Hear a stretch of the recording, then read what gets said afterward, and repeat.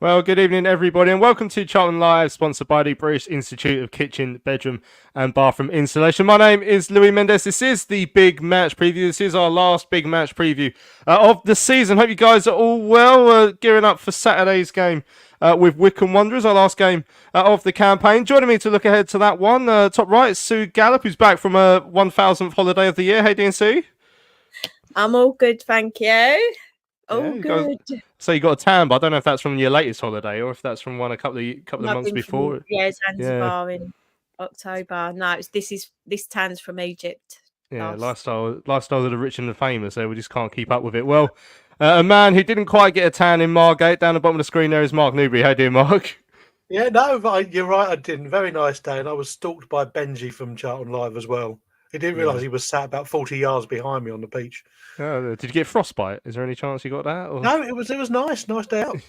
Excellent stuff. So on this evening's show then, as I said, we'll gear up for the final game of the season against Wycombe Wanderers on Saturday. We're also going to go through the arduous task of deciding which players on our out of contract list will be kept and which ones we shall be releasing. So we're going to involve all of you guys who are going to join us to do that. Evening to everyone who's joined us in the live chat, including Sam. He was first in there. Johan, All Hell Let Loose, Ludicrous, Steve's in there. Paul's in there saying thank you for the show. It's our pleasure, Paul, over the season. We've enjoyed it very much. James says evening all. The keep list shouldn't take too long. Well, we'll have a go and we'll go through it. Yeah, so good evening everyone in the chat. We're going to get you involved with what we're doing this evening. Find out which players you'd like to see us keep, which ones you'd like to see leave as well. I'm sure there's plenty of other stuff we can chat about as well. And All Hell Let Loose is asking what we made of Charlie Mevans' interview with the club media channels as well. Jay's in there down the bottom as well as Gary. Loads of things to talk about this evening. So we'll dive straight into it. So this summer, of course, going to be a big summer for the club. Nathan Jones has said that himself. I think Charlie Mevan made it clear as well. There's going to be a bit of change over the course of the summer break. So, of course, that includes transfers and players that need to be kept and released. Well, Nathan was asked to look ahead to the summer transfer window earlier on today. Occasions now that although the season ends at the weekend, you'll then become your busiest over the next few weeks and months. Maybe for shaping next season. How difficult is that to plan, though, when you consider that across all divisions there's still a number of games left, whether it be playoffs or league games? How difficult it is to have discussions and plan things with that going on? Look, it's always tough. The transfer window is always tough and things, but they're exciting. You know, they're especially when you see players land and you see how your squad's shaping up. It's a really exciting time. It's hard work. It's probably as big a time-consuming time for me, and when everyone else has holidays and stuff, I'm travelling the country, I'm having meetings, I'm trying to persuade, I'm on the phone, and that's what the life of a manager is. But this time is so essential. It's so essential now to come out so that in June, so we come back on June 27th or whatever it is, and I'd like us to be almost complete. The squad is always maybe 1-2 at maximum that you haven't quite got in, but I want us to be as almost complete as we possibly can be, so that they get full pre-season, get the full games programme, and we're able to have as many as we can and affect as many as we can moving forward into the August start. Oh yeah, that's Nathan then speaking to Terry earlier on today about the business we want to do in the summer, and not the first manager who said it, Sue, but reiterated that we'd like to get business done as early as possible, so as many people are there for the start of pre-season, effectively. How likely is that to happen? Because I think we've heard that a lot, and it never happens. I mean, do you think this will be the year that they can get their sort of their ducks in a row in time? I think in some respects it depends on who's leading on it, because if it's up to Nathan, then yeah, it's going to happen. But negotiations wise and stuff, if that's down to Andy or Charlie or Jim, I don't know who kind of would be the main person that would be doing that stuff. I guess it depends on how well those talks go. I mean, if you was a player, I can imagine you would, having a conversation with Nathan Jones, you would want to play for Charlton. However, I guess not knowing what we're able to offer players in terms of wages and contract length and that sort of thing, it's all that sort of thing that comes into consideration when players are considering where their next move is. So I think our main selling point is that we've got Nathan as manager. So in that respect, I would hope that it would be fairly straightforward. But as we know, these things aren't always that easy, and a lot, like, it comes down to the money and the contracts at the end of the day. And I think the caliber of player that we're going to need to get us promoted next season is going to be a lot higher than what we've kind of been aiming at for the last 2 or 3 seasons. I think that's going to be the challenge. But like I say, Nathan is probably our biggest selling point. And if we can keep hold of people like Alfie and George, then that's going to be even more reason for people to want to come and sign for us. Yeah, I mean, Robbie says, let's get championship quality players in through the door. Goalkeeper, 2 defenders and a winger, at least, please. Sam says it feels like the first window in ages where we have a settled manager and ownership in place at the same time. Ian says a top keeper, 2 centre halves, goal scoring midfielder. Put all the current centre halves up for sale. All hell let loose says, as a player, if you spoke to Andy Scott, you wouldn't want to touch us with a barge pole. Well, we've signed players since Andy's come in, of course. I don't know if he's put people off joining the club. Yeah, Andrew's saying, I wonder if the owners have told Nathan how much money he's got to spend and how much it would cost to buy Dobbo. Well, I don't know if that'll be involved. Sam reckons he doesn't think that Andy will be involved, especially after the last window and pushing for Appleton to get the job as well. And Luke points out, what championship quality players will want to come to a club that's 16th in League One, though? Well, yeah, that's the big question. Obviously, we'll see exactly what Nathan Jones's pulling power is, I guess, this summer, Mark. So whilst Nathan has got a lot of work to do in the summer, he would have already started on the work that we're about to sit down and do now, Mark. So as you can see on the screen, I've presented to you a list of all the players that are going to be coming out of contract at the end of the season. As you can see right at the very top there, Lucas Ness. The club has already taken the option, so he was on the list, but now actually the club have signed him on the option, so he's going to be staying for at least one more year. So I thought maybe just mention that first, Mark, because I don't think we actually spoke about that the other day. I can't remember if we did, but were you pleased to see Lucas get more time with the club? Yeah, I was. I know there'd been a bit of negativity about him. I'm thinking, but when he first came in, we were impressed with him. We thought, this is another young one. I think he suffered from probably a little too much pressure on him at the time. And ideally, you would have pulled him out a little sooner. Then he had his injury and then came back and it wasn't as good. But sometimes it's how that player's dealing with that injury. I liked what I saw of him. And I thought to myself, he's a youngster who we can mould and we hadn't seen the best of yet. So I thought all the sort of like detractors were saying, dump him. I thought that was a bit unfair for his age and experience, where, he was playing alongside a lot more experienced defenders who were making quite a few more rickets than he was. So, no, I was pleased to see him. And it's funny because I'm looking down your list and I would say 3 I would keep on that. And that was it. That would be it. That's 3. Yeah. Well, we're going to start going through them one by one now to really sort of separate the wheat from the chaff, as Luke Linham saying. What a lovely Excel spreadsheet, Louis. This is what separates Charlton Live from the rest. Well, what can I say? I can't help myself when it comes to Excel. Right, so let's start at the top, Sue. You've possibly got the easiest job of all, although you do have to take into account the circumstances. So if this was literally George Dobson is coming to the end of his contract, it would be very easy just to say, right, extend his contract. But we know we're in this situation now where he's got the pre-contract signed with Fehervar out in Hungary. There's been loads of talk by Nathan Jones about how he'd like to keep him, but there's obviously reality hitting a little bit in that it might be quite hard to keep someone who's signed to a different club.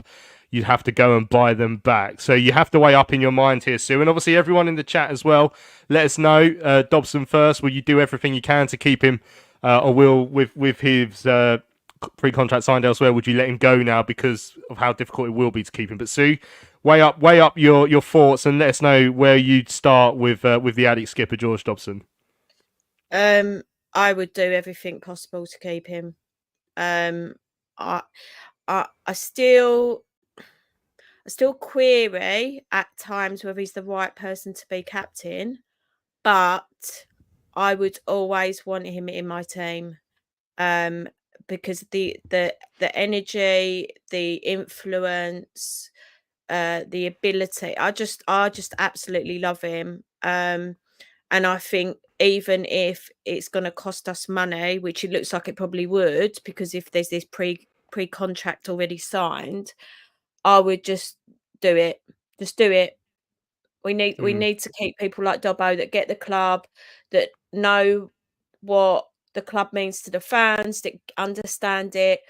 I mean, when you think when we got him in, we were getting pelters, weren't we? Oh, he's not all that. Like, people were just sort of bad-mouthing him quite a lot, and he's been absolutely unbelievable for us. And I said it right from the start. I felt like, and this is going to be a big statement, he's got the potential to be our new Jacko. And so I would do everything possible to keep him. I mean, loads of people in the chat are saying similar. Lawrence is saying I'd give some fingers to keep Dobbo. Stuart said he'd keep Dobbo as well. Gary says definitely keep Dobbo. Andrew says definitely keep Dobbo. Luke says Dobbo would be a keeper, though I don't like him in this slightly further forward midfield position that he's playing in. Funnily enough, I thought he's sort of grown into that role. Obviously, he scored the goal the other day, but is he as creative as someone playing that far forward? I guess that's a debate. I mean, Sam and Robbie are asking us a question we just simply don't know the answer to: is how much would the compo be for Dobbo? How much would we have to sign him for? Effectively, you're asking. I think the question we're asking there is how much would we pay to sign George Dobson if he was playing for someone else? That's the question, Mark. I'm not going to ask you for a figure, but is there anything you'd add to that can dissuade me from changing this decide to a keep on the Excel spreadsheet? Not really, apart from looking down at those names and saying, well, maybe say to his club, look, we'll keep Dobbo and we'll give you Scott Fraser plus, as 3 more names, which we'll come to. You can have all 4 of them for the same price. Yeah. I don't know. It's difficult with a compensation clause. And, I'd like him to stay, but it's in the lap of the gods. It might be difficult to persuade Scott Fraser to move to Hungary when the whole reason he wanted to go back to Scotland because he was homesick. I've never been to Hungary. I don't know how similar it is to Scotland, but it's definitely not in Scotland. Right, we're down to the next one in the list. These are in no particular order, by the way. I just took them off CFC Facts and Stats, excellent Twitter account, as per always, just to get all the names in a list. So the next one's Michael Hector. So again, everyone in the chat, let us know. Michael Hector, would you give him another deal? Would you let him go? Sue, the spotlight's on you with Michael Hector. I'd probably get rid. I think the inconsistency is the worry for me. I had such big hopes when we got him in, because of the experience that he's got, and there were periods of time where he looked all right, but I just think there's how the season has gone. For one of your older players, you would expect them to step up and be a leader. We've been missing that. I mean, this is one of the worst defences in League One, Mark. There's only Carlisle have kept fewer clean sheets than us. I think there's in terms of goals conceded, we're in the we're ninth, so it's tightened up slightly, I'd suggest, since Nathan's come in, but still not many clean sheets. And when we say we're ninth, we're joint seventh in terms of worst clean sheets. So Burton and Shrewsbury have conceded the same as us. So yeah, Michael obviously played a part in that defence. He was injured for spells of it. He's had some good games. He's had some bad games. Overall, Mark, where do you sit with Heck? I said earlier in a private chat that someone on Twitter had put out, if Dobson wasn't captain next season, who would you like to see? And Hector was one of the choices. And I said, after Saturday, I don't want to see Hector in a Charlton shirt again. I think he believes his own hype. We expected so much more from him with his reputation of being a big, strong, sturdy centre-half, but too many rickets, not enough leadership shown on the pitch. Where you look to him and you're thinking, well, you should be talking, communicating, getting everyone organised, and it just doesn't happen. And I just think to myself, of course he'd love another year here because it's not really stressing him out, but it's stressing the rest of us out. So no, I would get gone straight away. Yeah, and there's a few people. I think Robbie's talking about Hector there, saying maybe a bench warmer. Stuart saying Hector gets the bullet. He's too inconsistent. 76 Rufus says let him go. He's a nice guy, but he's had his time. Gary says no, I wouldn't keep Hector. D-Mac said he wouldn't keep him. Andrew says let him go. Stuart says the middle of the defence needs new blood. Paul reckons that Heck has to go. Frustrating. Has the skills, but far too laid back and inconsistent. Keith saying the whole back line needs to go. All Hell Let Loose says no to Heck, but don't let the Mod Mag people know what I said. It was their vote earlier on over who could be captain next season. A few people talking about how I think Dean's saying no chance as well with Heck. So unfortunately, Michael Hector is on the release list. Next, another one of our centre halves, Terrell Thomas, obviously came up through the Addicts Youth ranks, went away, he's come back for the last season and a half or so. Nearly 2 seasons actually with us, I think. Terrell played a lot of games under Nathan Jones, but will he be playing many more after Saturday? I would keep Terrell, and the reason I say that is we have seen an improvement in his game since Nathan came in. I know he is part of this defence that has had such a terrible time, but I feel like with a decent pre-season under Nathan, he could make a big improvement. So I know a lot of people are not gonna agree with me. I can already see in the chat, but I would keep Terrell. Yeah, well, it's a democracy. Everyone's allowed their voice. So you might be being outvoted here, Sue, but let's see what Mark says on Terrell Thomas. He goes, unfortunately. Look, this one was one of the harder ones to think about, but I just think to myself, yes, he has improved, but he still looks limited in what he does, and you're still not 100% when you see his name. Thinking, unfortunately, with centre halves, you're looking for a pairing, a partnership, and you can't see him partnering Jones or Gillespie for a season. And yes, he can play full back, and a couple of times with left back, he's actually done pretty well for a guy his size. But no, I think it's one of those ones. It would be with a slightly heavy heart, because when he came back, I was pleased to see him back because I remember him in the youths and stuff. But no, I think it's time for him to move on. So I'll go through the chats as well. So it's 1-1 in the studio there, but in the chat, Sam saying we've got to sell Hector and Thomas, or let him go. Stuart says Terrell, no way. D-Mac says Thomas, no. All Hell Let Loose saying maybe if we need cover as a left-footed bench warmer. Luke says Thomas has to go. Ian says Terrell is decent, but not for a promotion side. Dean said Hector and Thomas to go. 76 Rufus, Terrell has had a good second half of the season. When he's had one role to do, he's good, but don't try and get him to play forward or be fancy. Gary says Terrell can go to Welling. Robbie says he makes too many errors, poor decision making. Paul said he's a solid citizen, but not a starter, as a backup at best. Joseph says he's improved under Nathan Jones. Let's see what Nathan Jones can do with an average player. But Luke says he's not part of a promotion team. Andrew says keep him as a squad player.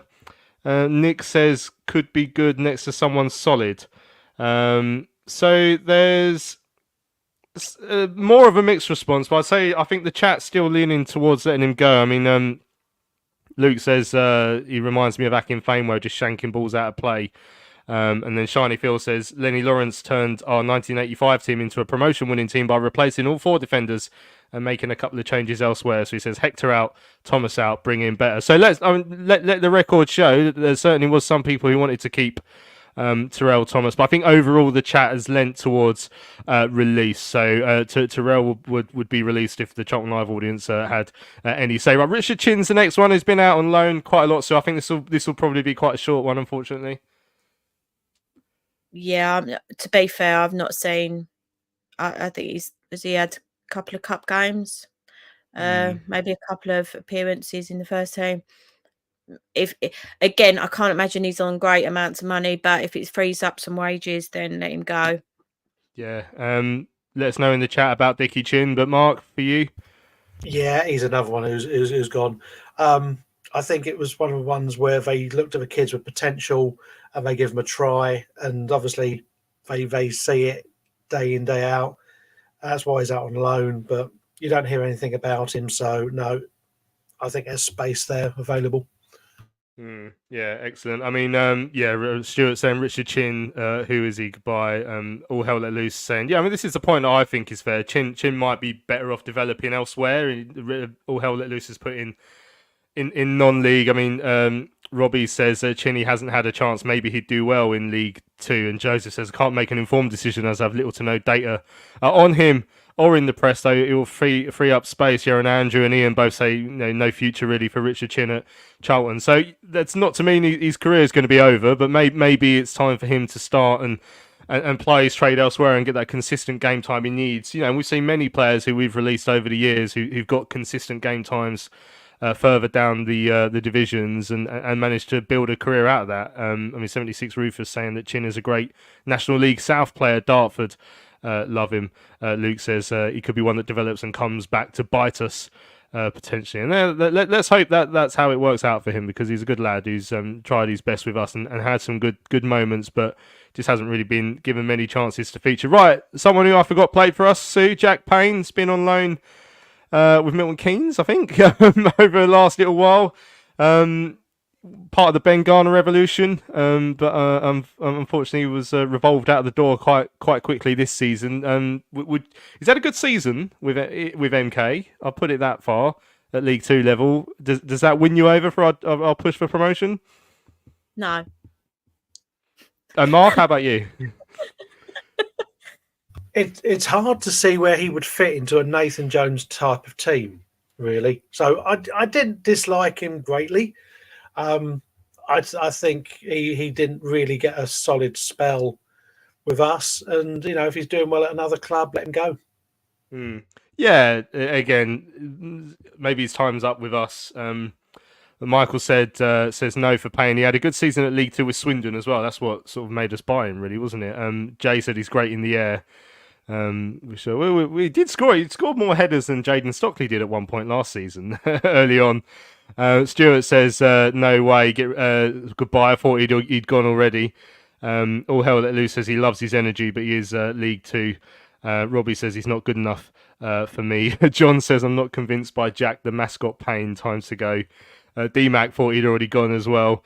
Jason said I literally forgot he existed until my brother-in-law said his name before the last home match. Free up all of the Wade space available by. Ian says too small. Payne is in the Williams mould according to Jay. Andrew says I liked Payne, but not enough pace for that type of player. Luke says he's not a bad player, but he needs a fresh start. Gary says Payne is not good enough. So that's another one that we're releasing. That's 4 in a row. Now this will be an interesting one. I think this will garner some debate. Tyrese Campbell is coming up to the end of his contract as it stands. I made it quite clear at the start of the season I'm a big fan of Tyrese Campbell. don't think he's had a very good season. I think that's fair to say, obviously, along with the rest of them as well. Sue, would you give him another chance? Well, I don't really know where he is in his career. I think if we let him go, I imagine another League One club would have a go on him. So, yeah, what should we do in this situation? I'd keep him. I'd give him, like, I don't know. Can you do an 18-month contract? I think there is you can see the potential, and I've just read that he's a confidence player and he hasn't got his confidence. I think having that bit of space during pre-season for Nathan to build him back up again, and whatever players come in, I would keep him. Funny enough, he was actually linked to Hastings United in the summer last year as coming down on loan to us, or the season before that, I think it was. And then someone had got injured, so it fell through. But I feel like he's a squad player at the moment. He wouldn't be a starter for me, but I would definitely keep him. Yeah, I mean, there was quite a few people pointed out. Yeah, Sam's pointed out he's looked better in his cameos with Jones than he had at other points this season. So, funnily enough, there was a game he started recently, which I think was Cambridge away, where I felt he didn't play that well. But he has looked really lively off the bench under Jones, which he wasn't massively doing or even coming close to doing under Michael Appleton, where, you know, a lot of players had their confidence sapped. Mark, which way would you go on TC? I like him. I'd keep him. I think he needs to spend a little more time in the gym, beef up a bit, get himself some muscle, make him harder to knock off a ball. But I like his shot. I think you're right. It's all about confidence with him. I think Nathan would be the right manager to sort of like put his arm around him and say, look how good you can be. So, no, I like him. I'd keep him. I don't think, because everyone's saying about, keep someone for the bench. If you kept him for the bench, I don't think that's a bad option to come off the bench. Exciting, it could run at people in the last 15, 20 minutes. So, no, I'm a keeper. Excellent. Yeah, well, a lot of people in the chat. All Hell Let Loose says TC is the only attacking player who wants to take defenders on. Jay says he's only going to get confidence if he plays, but he's not going to play. Well, that's an interesting point. But, I mean, as Sue said, what's he going to look like after a pre-season with Nathan Jones? Nathan does seem to revitalise that sort of player. As in a confidence player. Yeah, Jason says he's come on strong the last few games. If he could get stronger over the summer, I'd say he's good value for pace off the bench. I mean, Aaron says it depends what formation we play. I'd keep TC and loan him for 6 months. Yeah, quite a few people have said maybe get him, sign him up and then give him a loan elsewhere for a little while to get some game time. Gary said he needs to get his confidence back. John says he definitely keep him. D-Max saying, there's a player in there. He's had plenty of good chances and never really delivered. Time for him to move on. So there's one or two people saying maybe to move him on as well. Luke says Tyrese keep and loan out is frustrating, but he's got something. Jake said the same about loaning him out. But yeah, a few more people above Andrew. The two Andrews both saying keep him. And Robbie's saying he should stay. Plenty of potential, and he can only get better under Nathan Jones. So it looks like TC is going to be on the keep list, which is I think that's a decision I would have made as well. Right, another very quick one. DJ, never as a player let me down as much as DJ, because I thought he was going to be really good. After the COVID season under Nigel Adkins, he played really well in the second half of that season. I remember Sunderland away, which obviously no one was at. Other than watching it on TV, but I was up there and he absolutely ripped Sunderland apart that day, and I thought, right, here we go. Then he scored against Welling in pre-season, which never think someone's going to have a good season because they score at Welling, but I did. So yeah, he's been on loan somewhere in Scotland or something. Sue, should we just quickly say no so we can get through him quickly? Yeah, no, I saw him play for a bit for AFC Wimbledon as well, and he was shocking. So no, bye. Mark. No, did you tip him to be Player of the Year that season as well? I did. Yep. To be fair, we've had some pretty bad seasons, so he's probably still in the running either way. But it's pretty much everyone's saying get rid of him. I'm not even going to go for all those comments. Everyone's just saying get rid of him. So unfortunately, DJ had the classic, scored against us. We signed him. Turned out not to be quite as good as we were hoping. Right, the next two, the decision again similar to Lucas Ness might be taken away from us, but Thierry Small has an option on his contract, so the club could decide to keep him very shortly. Sue, would that be the decision you'd make? Yes. I would say that the small amount I've seen him, I was very impressed. So yeah, I would definitely keep him. Yeah, Mark, yourself for Yeah, Thierry keep Small? him. I'm a fan. I think he's got something to prove, and I want players who come here with something to prove. So I'd keep him. Yeah, and pretty much everyone in the chat is going that way as well. Jay saying Small, we should keep him. Yeah, keep Thierry from Andrew. Michael saying Small is a clear yes. Yeah, D-Mac saying the same. Ian, it's a no-brainer according to Paul and Thierry. Yep, Stuart saying he's a class player. Absolutely keep him. Snap him up. Robbie Smith says Small has got to be kept. Looks the part. He definitely gets up and down the pitch really well, doesn't he? I still think slightly more end product on the crossing than that, but also actually I'd say there's a couple of great crosses he put over last Saturday. One that Anderson headed over the bar was exactly the sort of thing I want to see more of. But I think the more he plays, the more we'll get that. And obviously working with Nathan again, I think will be good for him. Yeah, everyone in the chat saying keep him. It's an easy decision, says Sam. Luke says keep him. Adoy says I can't believe he's only 19. He's certainly really well sort of built for that age, isn't he? Looks strong on the ball. Shiny Phil saying Thierry is the sort of player we need. Right. If some of you had forgotten that Jack Payne existed, I'm guessing there's a reasonable chance that a lot of you didn't know that Lewis Ward actually does exist, let alone forgot he existed. So here's the goalkeeper we signed from Swindon. I think Swindon in the January window. He's actually been on the bench the last 2 or 3 games, which is nice for him. But he hasn't played any minutes as far as I can remember. Sue, I mean, we need a new goalkeeper. Is he right underneath our nose and we haven't realised? I think ones like this are difficult because we haven't seen them, so we don't know what they're like.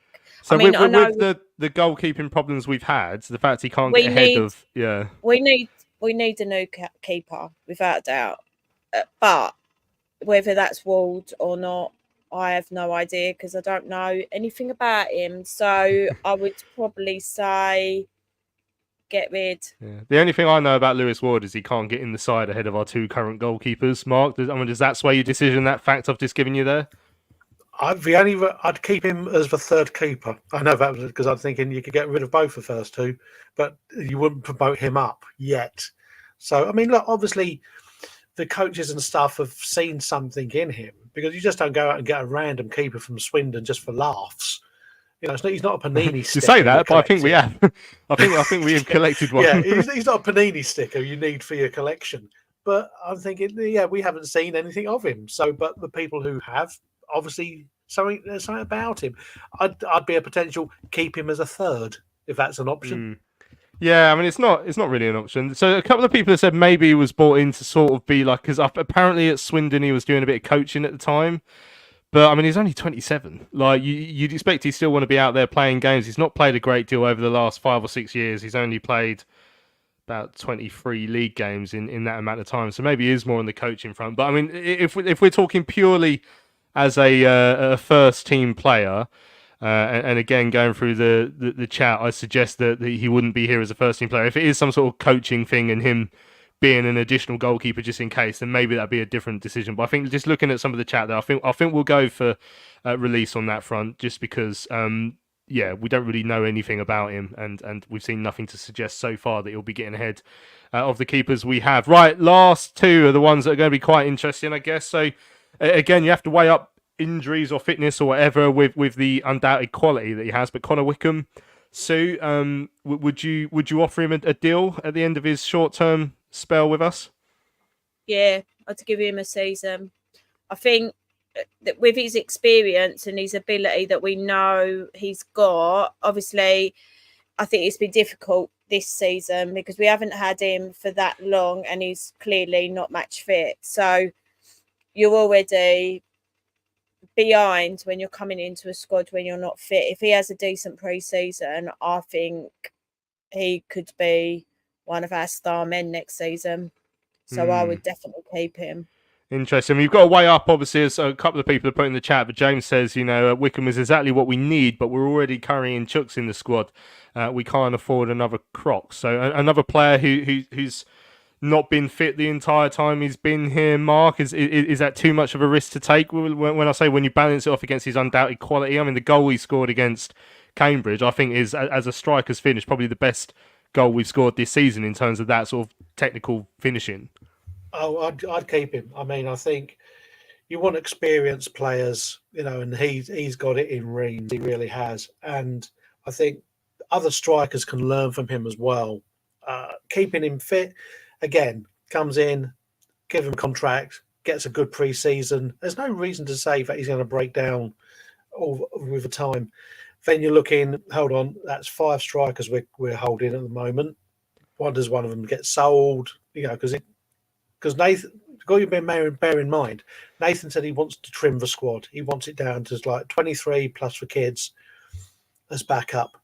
And if you were doing a 5 strikers is just too many. I like him. I'd keep him because just for what he would bring to the bench, because we've talked this season about, you look behind you on the bench, who's going to change the game. Wycombe can come on and do that. He's got the experience. He's got the knowledge. I'd offer him a contract. Excellent. Well, in the chat, I think, a lot of people saying keep him. So like I say, it's balancing up that thing with Chuks and Ike. But yeah, I mean, Aaron's saying keep Wycombe short term. Joseph said Wycombe keep his not delivered, but will fit in NJ's team and experience we are lacking. Yeah. John says definitely keep him. Robbie says was it Wycombe or Annika? I mean, that's the question, isn't it? But Jason says I think a full season starting with a summer could worth being take the risk on him. Yeah, quite a few people saying that. Yeah, I mean, Shiny Phil's pointing out it's a gamble. He's quality, but we don't want him playing against us either. You can guarantee if we don't sign him, we'll be fit for 2 games in the season. They'll both be against us, won't they? Andrew says keep him for his experience. Another Andrew says strikers are hard to come by, but Aaron says he wouldn't lose sleep if he goes. So there's a few people sort of weighing up, and Dean said he's undecided. Paul says he's got great ability, but he'll never do 40 games a season. Heart-ruling head, I'd keep him. So there's a lot of people trying to decide. David saying whether you keep Wycombe is dependent on if a better player in his position comes in as well. So, yeah, I'd say it's not as clear-cut as some of them. But, yeah, we'll see. Jake saying he's agreed with all of them except maybe Terrell, which we've got down as a release. So I think I'm going to put keep. I think that's what the chat has decided. That was the wrong one. But we'll see how that pans out. And then finally, another one that's probably easy. I knew this was a player that I haven't seen play much, Sue, because I had to Google how to spell his name, and normally after a while I just learn them. Kazenga Lualua came in with high hopes. Unfortunately, his ability to play on the moon has not translated into the ability to play in League One for Charlton. Yeah, it's a sad one for me because obviously we've all watched him quite a lot playing in the Prem and just doing really well under teams that Nathan has been manager of. And he was at Brighton. I thought he was just unbelievable. But it just sadly, it doesn't look like it's working for him for whatever reason.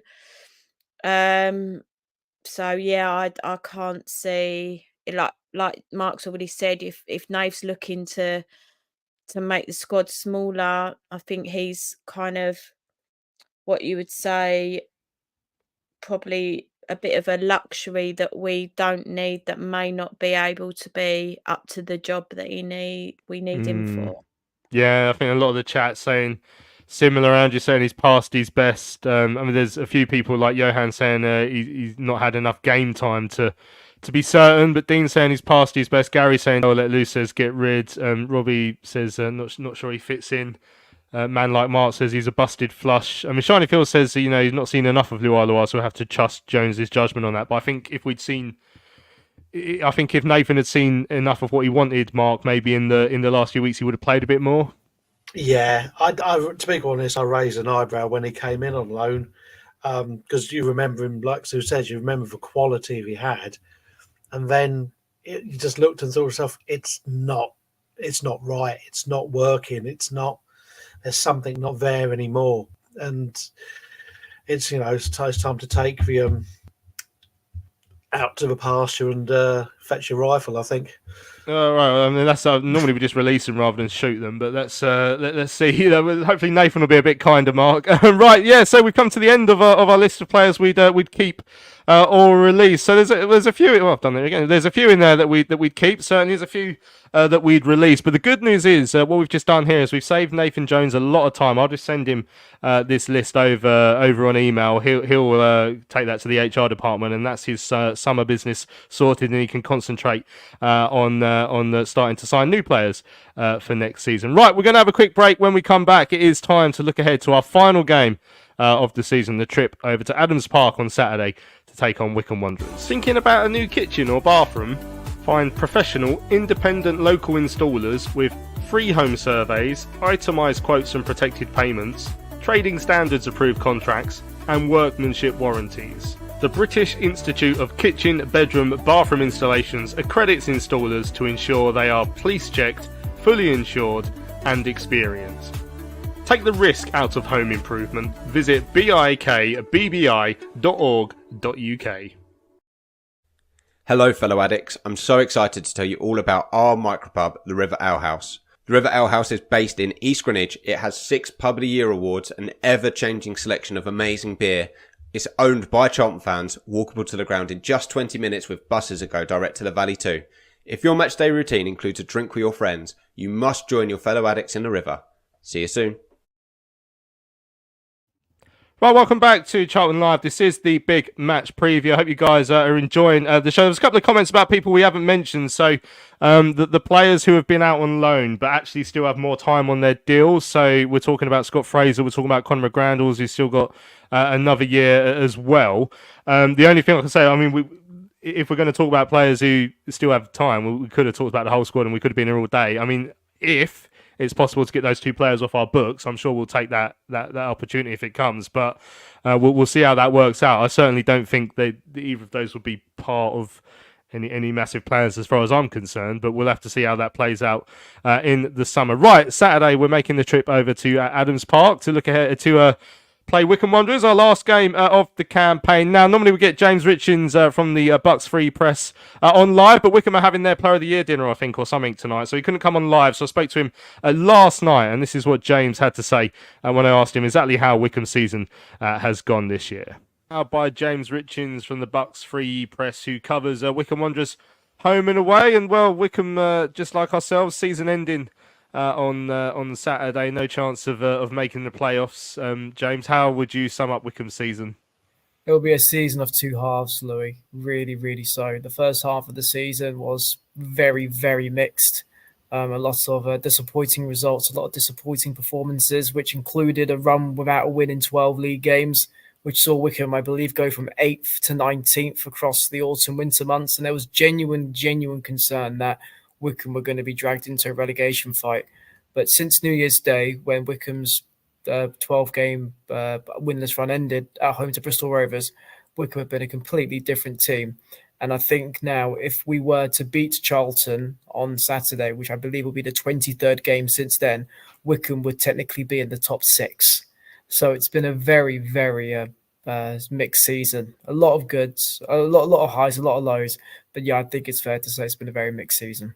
Yeah, I mean, how would you say it's sort of come in terms of expectations for the club this year? Obviously, everyone remembers the fact they've been in the Championship relatively recently. They hit playoff finals as well. How do Wycombe fans sort of see this in comparison to where they hoped that Wycombe would be this season?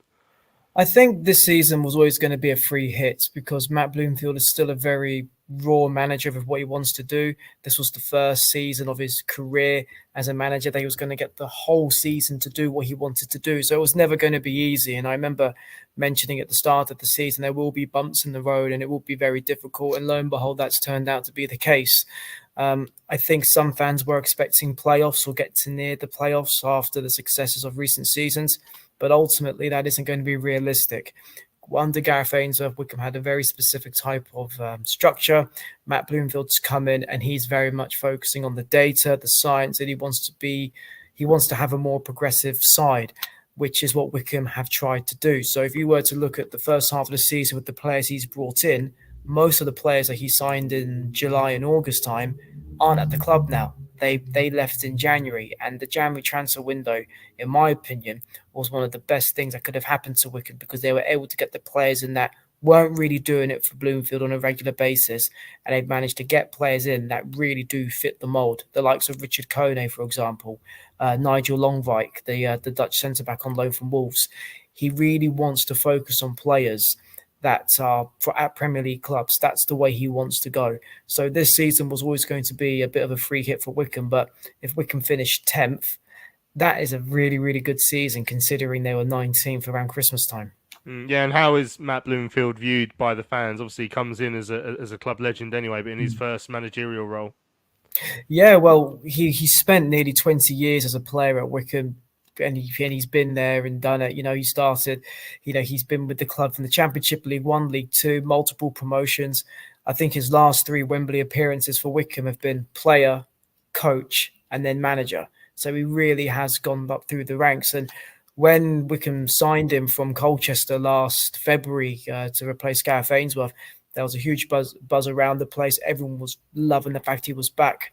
And whilst it has been very difficult in certain parts of the season, he has continued to stick by his principles and stick by his thought process. And ultimately, we are now seeing the rewards of his work. Matt Bloomfield I've been saying this all season, he just needed time and he just needed patience in order for him to get what he wants to be flourishing. And we've seen that. I think Wycombe at the moment, they're unbeaten in their last 6 away games. If this was back in December, November time, Wycombe would have probably lost all of them. There was a period of time Wycombe were conceding very, very late goals. But now, several clean sheets, several good performances on the road. It's been a really good end of the season for Wycombe. Yeah, and Saturday will be a special day in particular for one man. Joe Jacobson's going to make his 400th and last appearance for the club. So I guess it's going to be an emotional day for the Wycombe supporters. Very much so. JJ is loved around Adams Park for what he's done for Wycombe. He's been there for a decade. It was his goal that sent Wycombe up to the Championship against Oxford in that playoff final at Wembley, an empty Wembley Stadium because of the pandemic. And he just loves the place, and the fans love him. And it will be an emotional day. I personally, this has been on the cards for a little while because he hasn't played at all really this season. I think he's played less than 10 games, give or take. So the writing was on the wall. But Joe Jacobson is an absolute club legend. He's loved by everyone. And Wycombe won't just be losing a player. They'll be losing a real leader and a top person away from football. He's just one of the loveliest blokes you'll ever meet. And he will be a huge miss for Wycombe because he's done so much for the club. And I'm just looking ahead to Saturday then in terms of other danger, man. I guess it's always hard to read exactly how a final game of the season can go when various people might not be playing or might be already on the beach. But if there are danger men that Charlton should be wary of in the Wycombe side, who would you say they are? Well, Gareth McCleary being one of them. I think you know a lot about Gareth McCleary or Bromley links. So, yeah, he'll certainly be one to look out for. Richard Kone, the young Ivorian who Wycombe signed in January, he's so raw. He's very, very raw, and he's just very unpredictable. He scored a handful of goals since making the jump from non-league to professional football in January, so he's one to look out for. Luke Leahy, Wycombe's top goal scorer this season. In my opinion, he's been Wycombe's player of the year. He's been absolutely fantastic, very good at set pieces as well. Nigel Longvik on loan from Wolves, a centre-back. He's been very good since coming in. He reminds me, everyone says Virgil van Dijk sort of player, but to me, he reminds me of Rio Ferdinand with the way he can play with the ball at his feet. He's very composed, very, very good on the ball. And he's popped up with a couple of goals this season, one of them being an overhead kick against Reading. So he's got that in his locker. So there are several players to look out for. But as you say, it will be a bit hard to pick because with it being the last day of the season, we might see a few faces that haven't really been playing much this season. One being Joe Jacobson. There we go. That's James speaking to myself, looking ahead to to Saturday's game from a Wycombe point of view. I won't go too much over. James has given us all the details around Wycombe. The only thing I will say is their last game was that draw with Cambridge on Tuesday night. Now I don't know if anyone likes to surf the internet after a game online and stuff. So if you're interested in who gave away the penalty. It was Lyle Taylor, who apparently is absolutely hated by the Cambridge United fans. So we got a little taste of that, Mark, didn't we, when we had I've forgotten the geezer's name from Under the Abbey pod on a couple of weeks ago. But yeah, he doesn't look like he's Mr. Popular, and he's given away a penalty, which means they could still go down on the last day. It's unlikely, but they could still go down. Oh dear, so sad. Bye bye. Excellent stuff. Right, let's hear from Nathan Jones ahead of the trip to Wycombe then on the final day. The Alex boss spoke to Terry earlier on this afternoon. With safety, and you and the team have achieved that. Sometimes that can cause a side to maybe over-relax. Was there a bit of that on Saturday? Because what we saw wasn't a Nathan Jones Charlton'S side in that first half.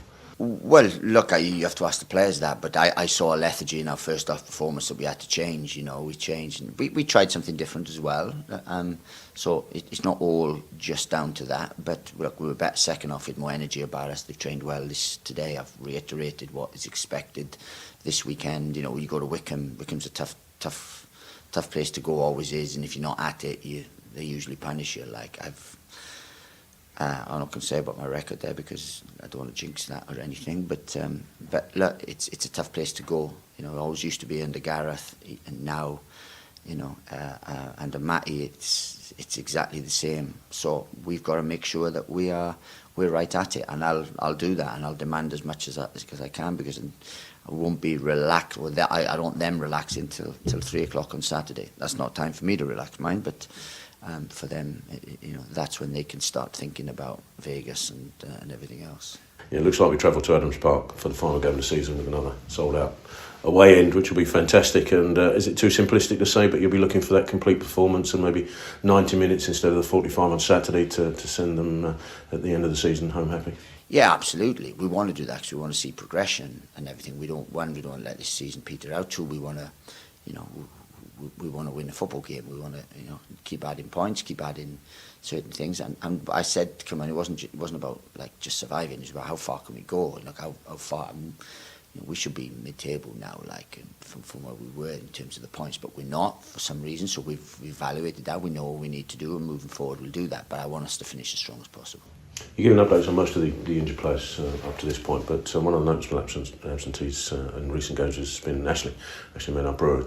Any update on how Ashley is and likely to figure before for this final game or not? No, he picked up an injury, a jaw injury actually, which he picks up injuries because he's probably one of the bravest humans you'll see in terms of stuff. So he picked up just a collision injury and things. So being a goalkeeper, you can't risk that, in terms of stuff. So we've just pulled him out in terms of that. There's only sort of a couple of games left, so we didn't want to risk anything. So that's why Ashley he picked up an injury in training, innocuous really, but that's why. So there we go. That's Nathan looking ahead to the final game of the season. He mentioned his record at Adams Park, or they said he wasn't going to mention it because he didn't want to jinx it, but I'll mention it on his behalf.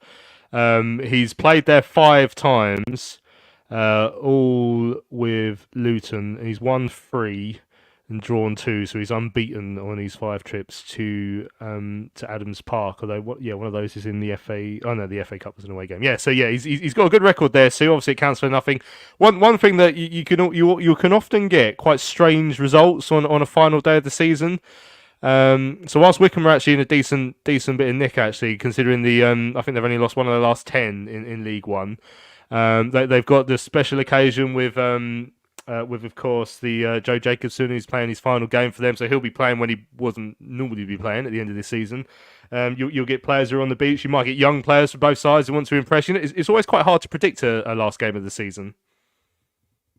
Yeah, and I guess even for us, we don't know how Nathan's going to set up, because is he going to put in people that he's still not quite sure about for next season, just to see if that's your final kind of look at them in match play. But yeah, last games of the seasons are always weird, aren't they? And like you say, when we remember back to when Parley's last game for Charlton, scoring against Coventry, and you're talking about the player Joe that's having his last game on Saturday, it's potentially you've got it to sort of him to have a big game and do really well. But I think we're going to win Saturday.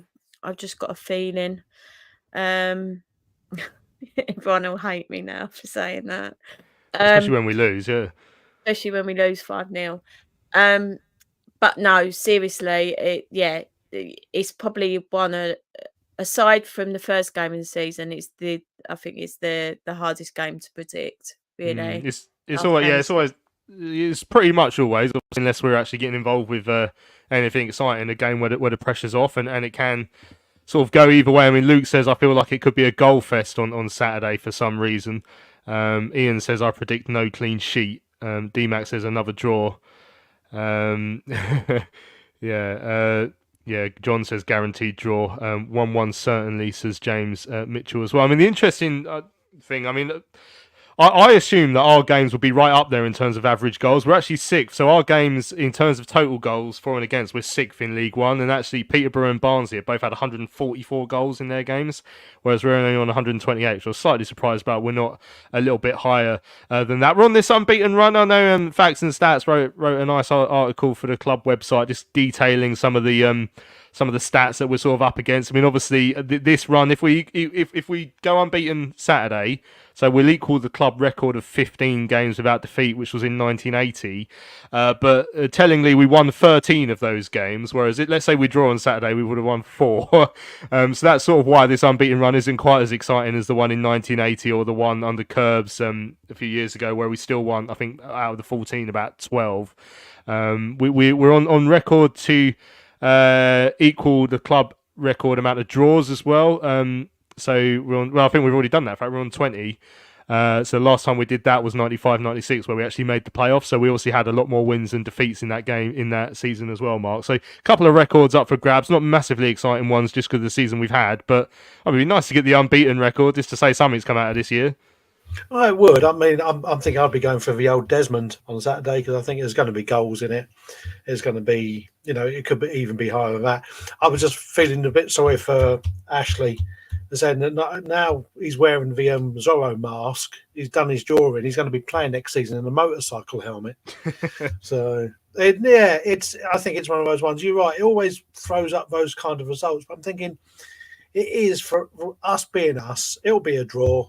I think, Alfie will probably score one just to cement his, golden boot for League One.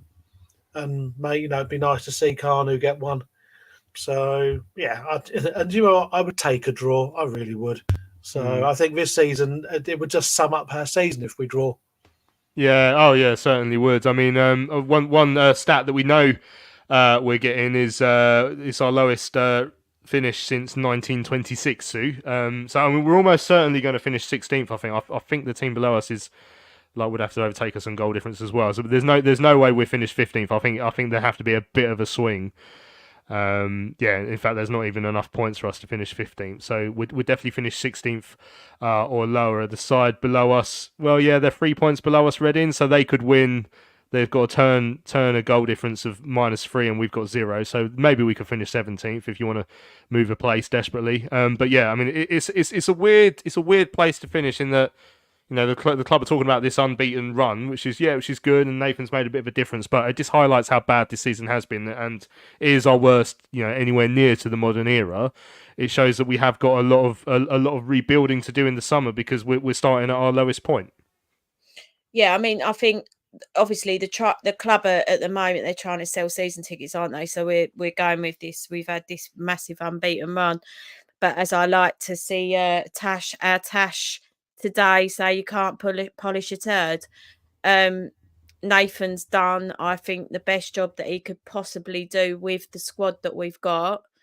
I think anyone would have struggled to have got anything more out of the squad. I know that sounds really harsh, but it is what I'm just saying what I think a lot of us are thinking. So yeah, I mean, I guess a lot of us are just relieved that we've stayed up, because it was quite a long period of time where we were actually really fearing, like genuinely, that we were going to go down. So the fact that we've stayed up, as sad as it is that we're in the situation we're in, we've now got to just go, right, you know what, we've written the season off. it's a lot to be learned from it. And Nathan's very much a manager that's just going to look forward and think positively. And I think we've got to try and, as a fan base, which I think we've been doing, go along with that with him and get behind whatever squad he gets in for the new season, start afresh, forget about what's happened. It's done now. We can't do anything about it. And just think really, really positively for the new season. Excellent stuff. Right, we're coming to the end of the show. Just a couple of notices to bring to your attention. So on Tuesday, April the 30th, 7 p.m. kickoff, the under-16s playing at the Valley against Bristol City. It's the Premier League Professional Development League Cup final. So if you want to go down and cheer on the under-16s down at the Valley on Tuesday, you can. It's only £3 for adults, £2 for concessions. Whereas if you had a season ticket this season or you're a Valley Gold member, it's free. So make sure you go and check that out if you want to go and cheer on the young lads in their cup final. If you want more live Charlton content immediately after this show, Sam Wyatt, who's been in the comments of our show this evening, you may know he does the Charlton All-Time Fantasy 11 Club. A few of us have been on his show over the course of the year, along with a few of the other people who do Charlton YouTube and that sort of stuff. He's doing a run through of everyone sort of who voted for their favourite 11 immediately after this. So go and check out Sam's show. I'm going to pop on at some point, maybe about 8:45. So yeah, have a look at that as well. So that's the all-time Charlton Fantasy 11 Club are going to do a live show immediately after IR1. So if you want more Charlton chat, that's the place to go. And that's talking about the past, so that's a lot more fun than the present, which is what we unfortunately have to talk about. Right, this has been our last live show of the season. So Sunday morning, we're not going to be on live at 10 a.m. on YouTube. We're going to be recording a show Sunday evening at the Player of the Year dinner. So no live show on Sunday. The Player of the Year dinner will go out as a podcast. I'll try and put it on YouTube as well, although it won't be. It'll just be a picture with the sound in the background, so you can watch it at your computer if that's easier as well. So make sure you don't log on 10 a.m. Sunday because we won't be here. But look out for the Player of the Year show, which will drop overnight on the Sunday evening. Hopefully, we'll speak to whoever wins the Player of the Year, whoever that massive mystery will be. And after we've spoken to Alfie, we'll try and get a couple of the other players. Maybe Nathan will speak to us. I'm going to try for Dobbo, but absolutely no promises on that front. So make sure you check out that show. So as I say, massive thank you for those of you, my daughter's just coming in. Massive thanks to those of you who have joined us live over the course of the year.